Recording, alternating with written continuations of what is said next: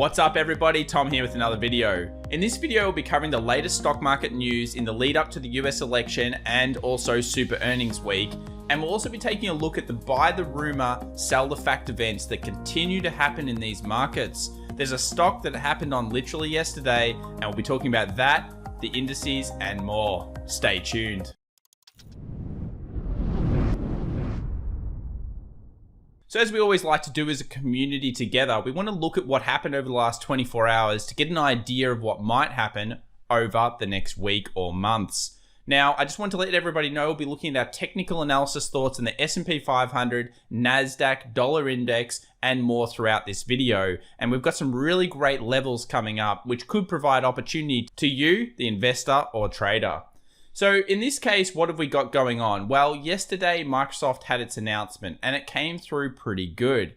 And of course, that means the stock went up. Apple, Amazon, Facebook, all of these stocks before earnings were all up in anticipation of that event. And it led to the NASDAQ being the slight outperformer for the day. NASDAQ was up 0.82%, while the S&P 500 drooped around 0.3%. And of course, the Dow Jones went down 0.8%. When we're taking a look around the sectors, again, it points to the XLK or the technology sector doing slightly better than everything else. And interestingly, we had a sell-off in XLI, which is the industrial sector. So we had a sell-off in the industrial sector, which is not really what we've been seeing necessarily over the last month. The last month's all been about utilities. Utilities month to date up 8.93%.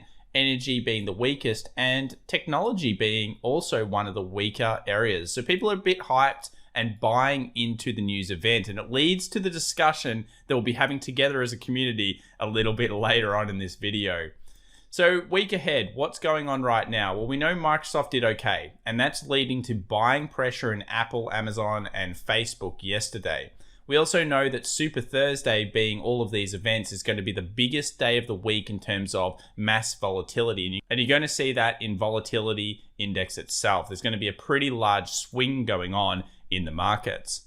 Now, here's an opinion piece from MarketWatch, and that is that most investors now expect the US stock market to crash like it did in October 1987, and why that's good news. So it's interesting people write these articles on MarketWatch. So we go through some of the data here, and I think there's a few things just I want to cover. One of the things is that we know that most people out there think the stock market's going to flash crash or crash pretty hard. You can see it in the stats here that the probability of a crash is thought to be higher.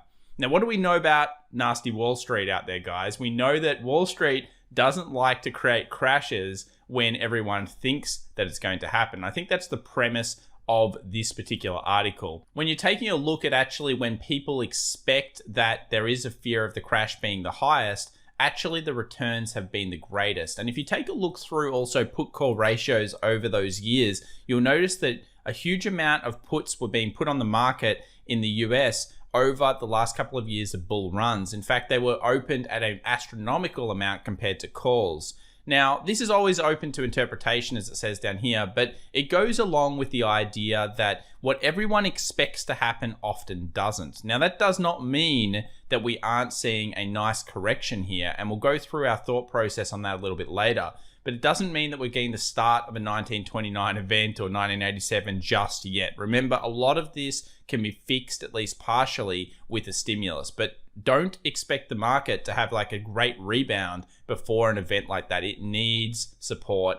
So if anyone missed our video yesterday, we talked about some great stats coming into the election and after the election, what we expect. So generally speaking, it's usually not super volatile coming into an election. However, when it is down or declined, there were statistical facts of things that would happen afterwards. And please go check the video yesterday if you haven't already. There's some great information there about this.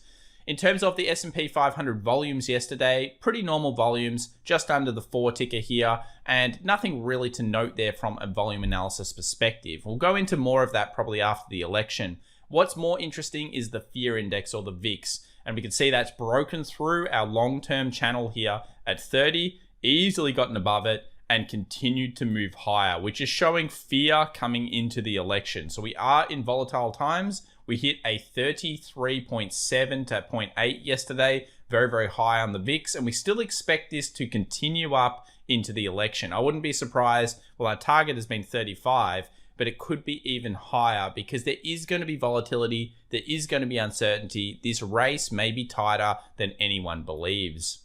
Put call ratio is very interesting. Look at this, 0.8. Lots of calls, it looks like, opened yesterday and a lot of puts potentially closed. So put call ratio dropped significantly, and this probably shows me one very interesting point, and that is that guess what happened yesterday? Microsoft had a good earnings announcement. What also happened? Apple went up ahead of the announcement. Amazon went up, Facebook went up, the FANG stocks were going up generally. What does that mean or tell me? It tells me that retail traders like you or I are opening these positions. We are opening calls in anticipation of the potential buy the rumor, sell the fact event. We've seen this a few times. Let's take a quick look at AMD yesterday. An announcement came out, relatively good. Overall, people like Cramer think it's great. They think it's amazing. We see the stock here 4% down yesterday, 78.88, and after hours a little bit up, a smidgen up after the earnings report. But if we go back over to AMD, look at this, a run up into the event, and we laughed about this a little bit on the Monday live stream when we were doing it, and we said it could be very close to a buy the rumor, sell the fact kind of event. So it got to an 84.82, and then now it's trading at 77.67. That's a significant decline since the beginning of the week. What makes this even more scary is if you think about this as a pattern overall, it's a very significant level down here at 74.30. Some people would call this a head and shoulders, where you have the left shoulder, the head, and the right shoulder.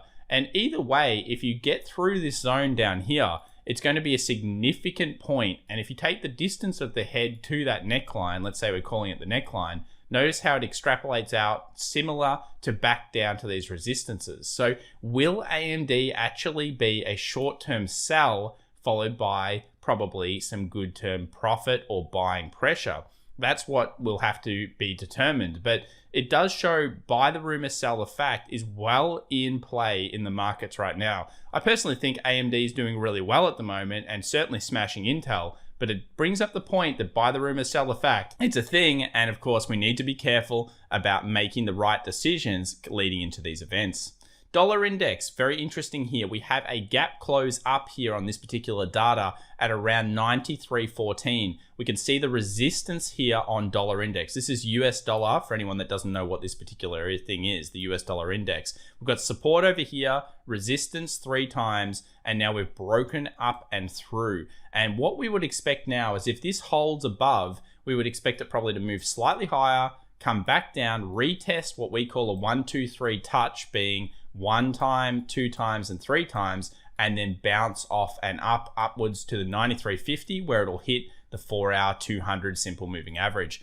This will bode negatively most likely for the stock markets around the world. When we take a look at the S&P 500 just a few minutes, overall this will be a negative signal. Why is that? Well, usually dollar index strength has been a hedge against uncertainty in the markets. So let's now take a look at the S&P 500. S&P 500, I've got the pivots for the monthly up here, and we're about to see new pivots released very, very soon. I would be looking at this over the next month, especially after the US election. We've touched almost the R1 up here this month, and we've of course come back and sat on the central pivot. The central pivot is this blue dotted line here.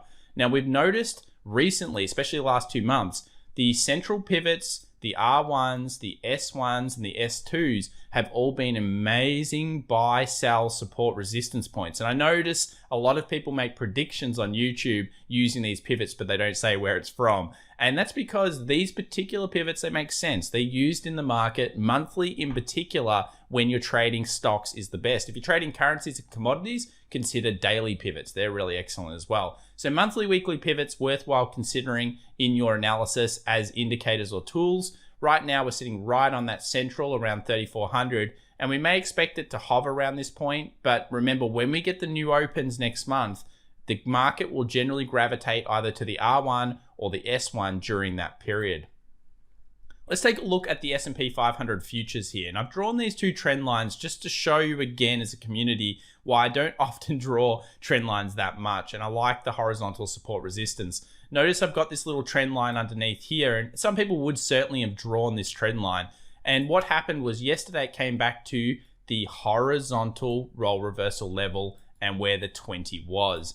I like that level the most. Horizontal support resistance is my favorite type of indicator. Role reversal, role reversal, role reversal is something that's just so great as a swing trader or an investor. You find some amazing levels. We've correctly identified as a community this 3420 zone so many times over the last couple of weeks. And then we found that that was acting as support. There was a buy opportunity there. Then it closed below and that triggered selling opportunities. And we certainly have seen that play out on the US 500. So it's a great level there and pretty amazing overall. If we go back to the SPX just quickly, and remember we should be doing our analysis whenever possible on the real market, being the SPX, you'll notice that we're getting closer now to a 2050 cross on the 4 hour, and that is going to be significant because the last time it happened, it led to some pretty significant buying pressure. If we go to the 1 hour, the 1 hour has probably been the most interesting chart, and it didn't even quite get up to the 3420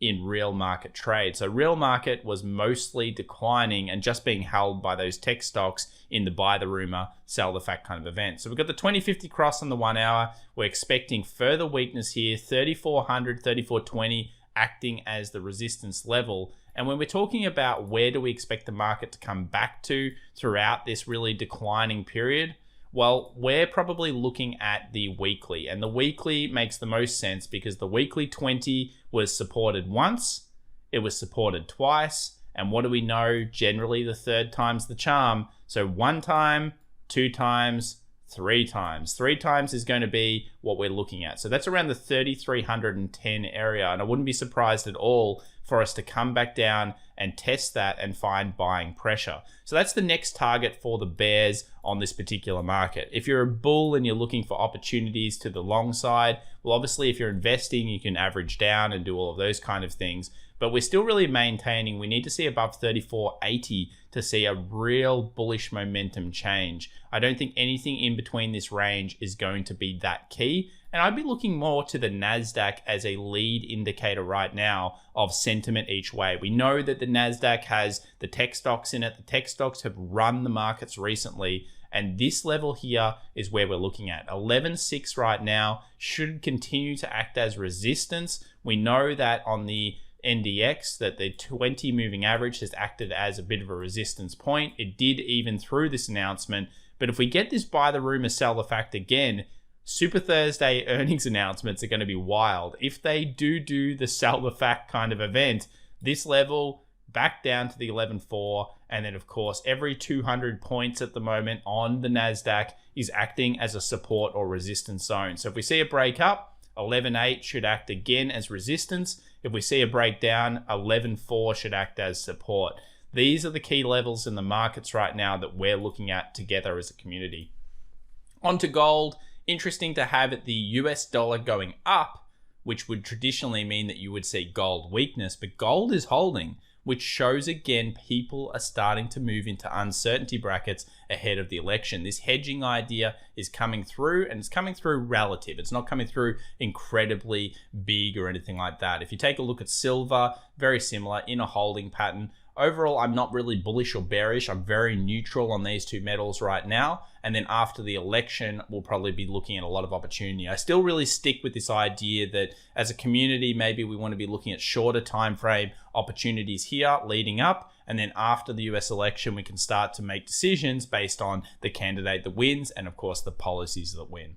So I hope everybody enjoyed this video. If you did, please remember to, of course, subscribe and hit that like button. And we'll be coming at you with a whole bunch of more videos through our daily content into the US election. We've also got a live stream next Monday and on election day to go through the financials. It is a fun time and a great event. So come and join us for both of those, as I think there's going to be a lot of fireworks into these announcements. Stay safe, everybody. And of course, I wish you all the best and hope you make the best decisions in the markets over the next week. Bye for now.